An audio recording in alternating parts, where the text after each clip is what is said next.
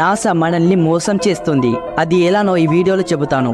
సాధారణంగా స్పేస్ అనేది ఇప్పుడు మీరు చూస్తున్న ఫోటో విధంగా ఉంటుంది.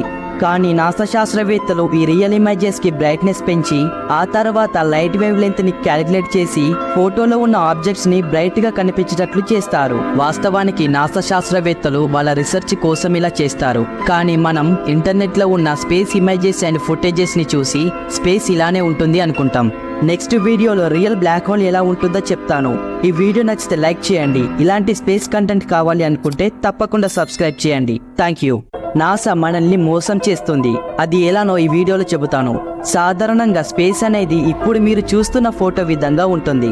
కానీ నాసా శాస్త్రవేత్తలు ఈ రియల్ ఇమేజెస్ కి బ్రైట్నెస్ పెంచి ఆ తర్వాత లైట్ వేవ్ లెంత్ ని క్యాలిక్యులేట్ చేసి ఫోటోలో ఉన్న ఆబ్జెక్ట్స్ ని బ్రైట్ గా కనిపించేటట్లు చేస్తారు. వాస్తవానికి నాసా శాస్త్రవేత్తలు వాళ్ళ రీసెర్చ్ కోసం ఇలా చేస్తారు. కానీ మనం ఇంటర్నెట్